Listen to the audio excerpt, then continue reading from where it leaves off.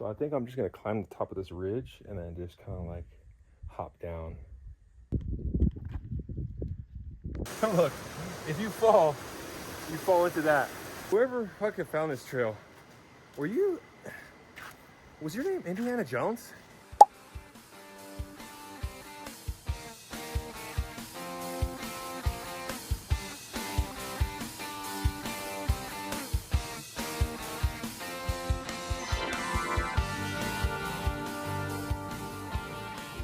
All right, so today is the big day. I'm nervous. I have so much going through my mind, so much doubt, but I'm gonna do it because I've been listening to some Jay Shetty, and he's been telling me that just live without fear of making mistakes, and it's okay to make mistakes and be fearful of it. So there's a lot of anxiety with this trip, but today we're doing Coyote Gulch in Grand Staircase-Escalante. Ooh.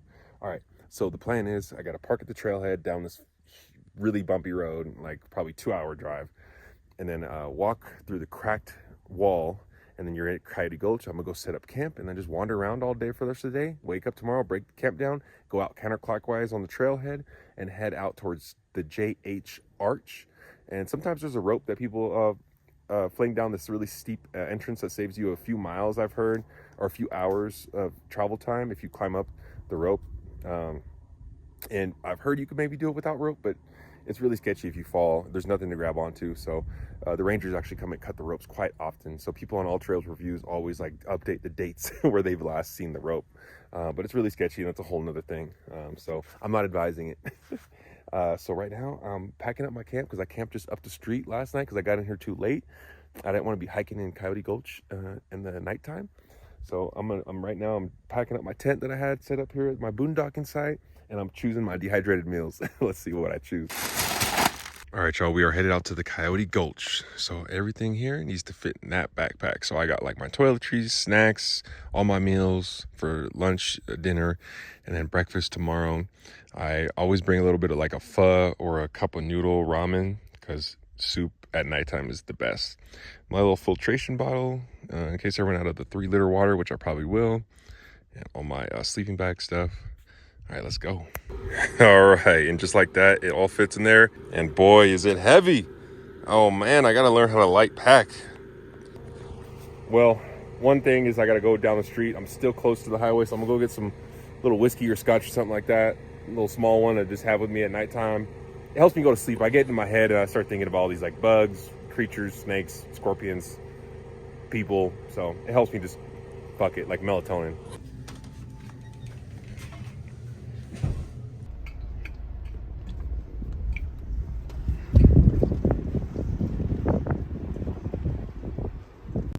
All right, so the way I'm going today is down a road called the 40-Mile Ridge Road, and you'll see this sign right here, right before it has you keep going. But there's another way that you could go, and it's called the Hurricane Wash Trailhead.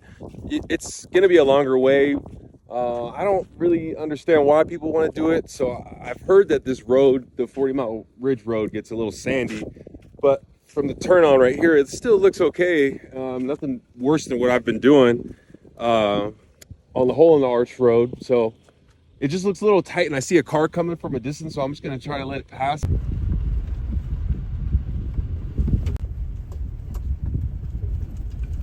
So it took me about an hour and 45 minutes to get from the Highway 12 after Escalante down the Hole in the Arch Road all the way to the water tanks Coyote Gulch Trailhead parking lot, an hour and 45 minutes. Now I had all-wheel drive and about a 9.8 inch clearance on my car, so the road was actually great. Tiny bit sandy every now and then on the way here, but nothing that this couldn't handle, and it's a beautiful day. So this is another important marker. After you start to park at the water tank Coyote Gulch Trailhead, you're gonna have to walk down the little driveway you drove up to get there, and then up the Coyote Gulch Trailhead Road. Now you're like, why can't I drive there? So if you don't have a 4x4 then, or 4-wheel drive, then they don't recommend you doing this. So it says caution, deep sand, 4x4 recommended. So we're gonna see how really deep it is. And I just drove through some sand a little bit ago, and it wasn't horrible. So I'd say I just walked about a mile from the parking lot to this point. I probably have another mile left. There's also a really cool little like cutout right here with the fire pit that would be sick to camp at. for whatever reason. But I'm gonna go continue further down the road and we'll see how bad the sand actually gets. Oh man, sometimes it makes me regret these little inconveniences, like walking through the desert an extra 2 miles one way, just because you didn't get a 4-wheel drive car. I got an all-wheel drive, so let's check in.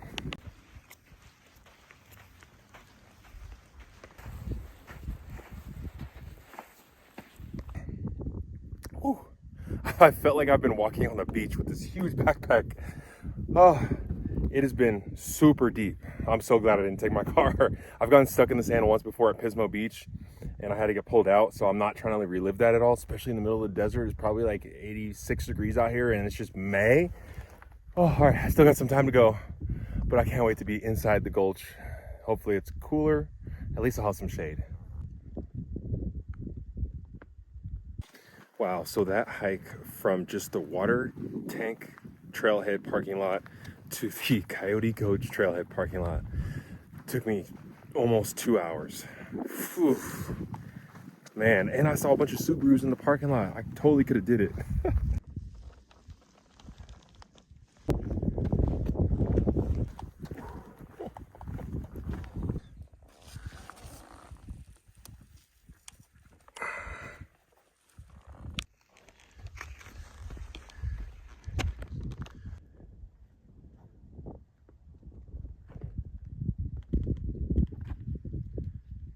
So it looks like there's 2 ways down to Coyote Gulch. You can do the crack in the wall, and it's just, you gotta get real skinny and go down this sketchy little squeezable spot, and then you're out, it's real short.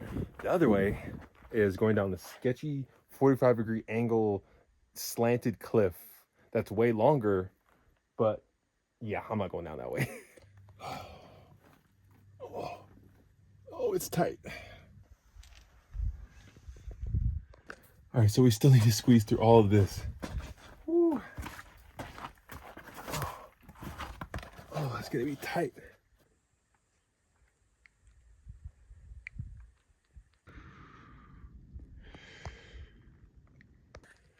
Oh, I thought I was done, but supposedly you're gonna hit another crack that's even tighter and longer.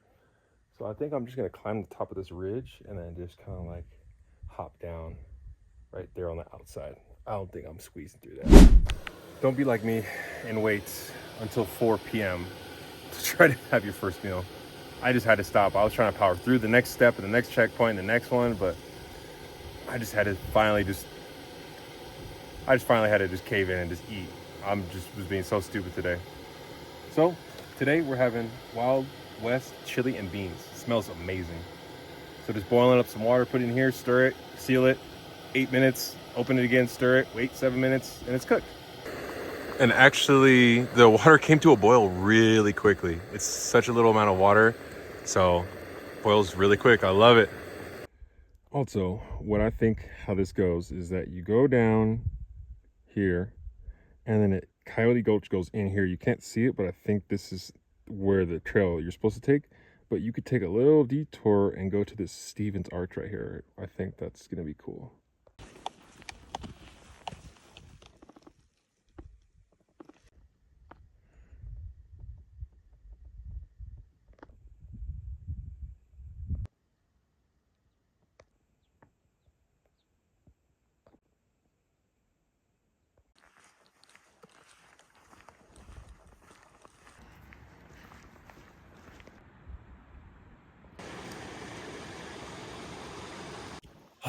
Wow, so we made it here down to the Gulch.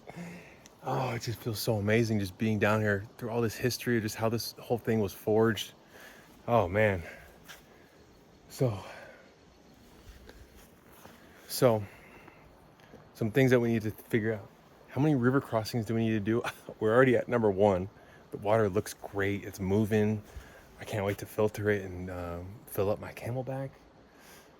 And number 2, get all this sand out of my shoes so it doesn't turn to mud when I'm crossing in the rivers.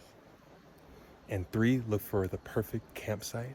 And 4, find out how far we want to go walk in, because the further we walk in, the less we have to do tomorrow. It's just like a big loop. All right, here's crossing number 1. And these boots are actually waterproof. So, oh, there we go. It goes over my ankle. Doesn't matter if they're waterproof or not, but oh, the water actually feels really good. All right, river crossing number 2, and it's only ankle deep at this point. It's flowing a little bit. It's really clear, and I could have just crossed over, but I'm just gonna walk up a little bit because it feels so freaking good. It's about probably, I'd say like probably 78 degrees down here. Number 3.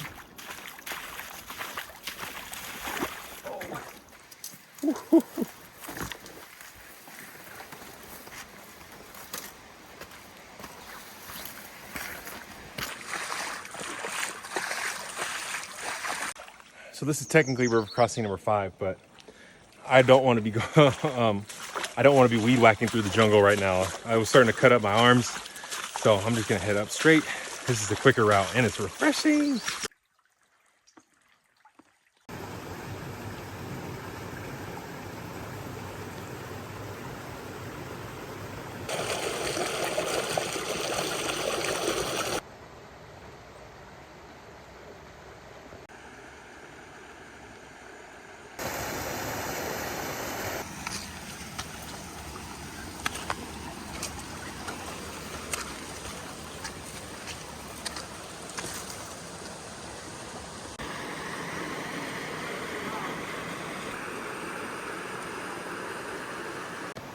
All right, so almost halfway through, and I'm coming up on this first big overhang. It almost looks like an arch. I just ran into 2 people here, the first 2 people I've seen down in the Gulch.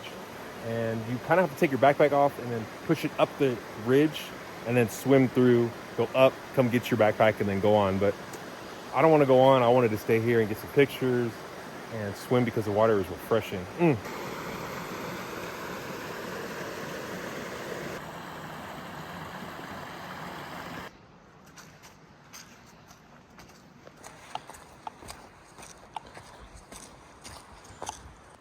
This is by far, I'm gonna just go ahead and say it, I haven't seen even half the fucking gorge yet, but this is by far must be the coolest place to fucking camp.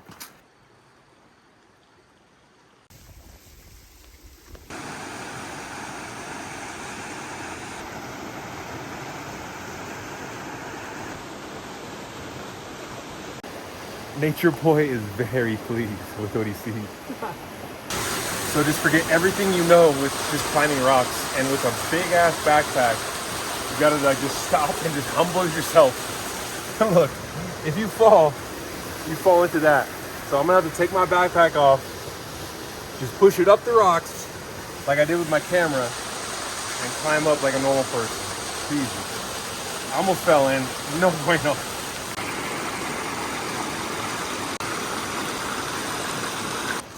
Man, whoever fucking found this trail, was your name Indiana Jones? Huh. Oh my God. I'm a city boy, man. I'm not ready for this.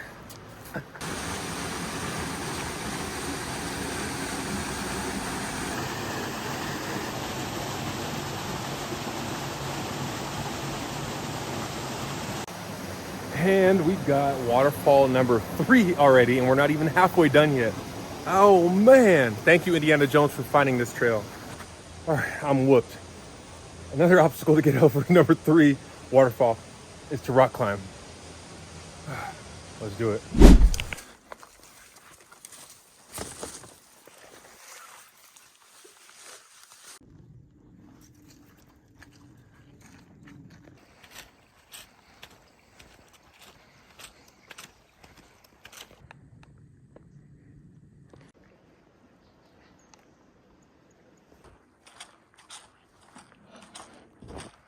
So that right there, my friends, is Cliff's Arch. A little random hidden gem halfway through.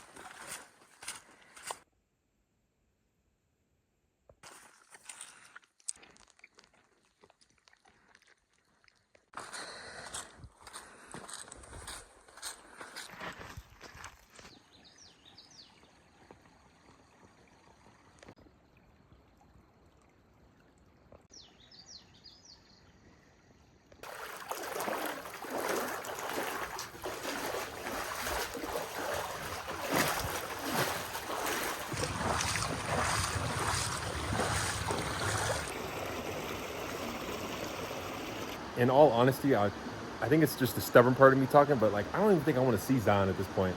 I prioritized it so much. I was like, oh my God, you have to get a permit to see the subway, the Narrows, and the Angels Landing, and the Narrows is closed, and the subway I keep on getting denied for.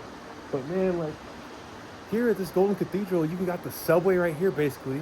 You got to see so much natural beauty, and it's just so out the way. Like nobody wants to come this far to just put in so much work to do the hike. You know, they want to take the easier route, take the shuttle bus and get the permit and go with the tour guides and all this other stuff. So I'm just so content, and I think that you guys will be too if you guys make it out to Grand Staircase-Escalante, man. So much to do out here.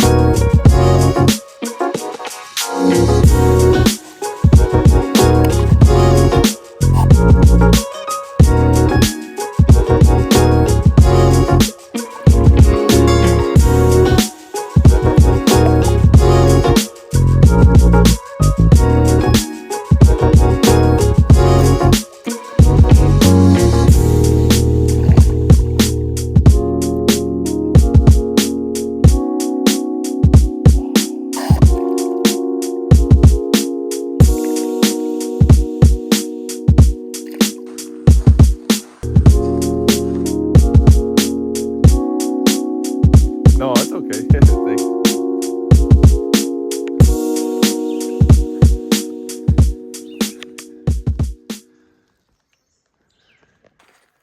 So honestly, I don't even think that you need the rope. So even if it's not here, you can still go up this way. Somebody just went up there on his 2 feet. And he had low top hiking shoes on. They were like kind of like trail running shoes even. The only thing that's making it really hard is I got this big backpack on and you're just climbing. Whew. So this section was a little tricky. It is slick and there's very little places to put your hands. You could do it, but again, having this backpack on makes it really more difficult than normal. I've done rock climbing like just messing around, but this feels a little more tricky. So this rope, I'm hoping it's life safety rope and not just like regular utility rope. It looks good. It's a little stretchy, but it's around this anchor right here. And it's tied off really well. Now in areas where I felt like I needed it, I never fully relied on it, just in case it scraped, because when you're pulling on it, it's rubbing on all these rock edges. So you don't know what the strength is of it. At points you can't see it. So I would always keep at least try 3 points of contact, 2 feet and one other hand on the surface. Because it is true, if you do slip, you are sliding down this thing. All right, hiking tip as well, always carry a sugary snack in your fanny pack or something close by, because these Starbursts have been a godsend, keeping my blood sugar up. Ooh, keeping me in the game, baby. Also, it's coming out of Coyote Gulch. It actually is true. I've heard it from other people, but it does get hotter down there because there's not really any breeze. You got the water kind of flowing, so that's nice, but up here it's hotter, but it's hot, but you do have a breeze up top when you're hiking out.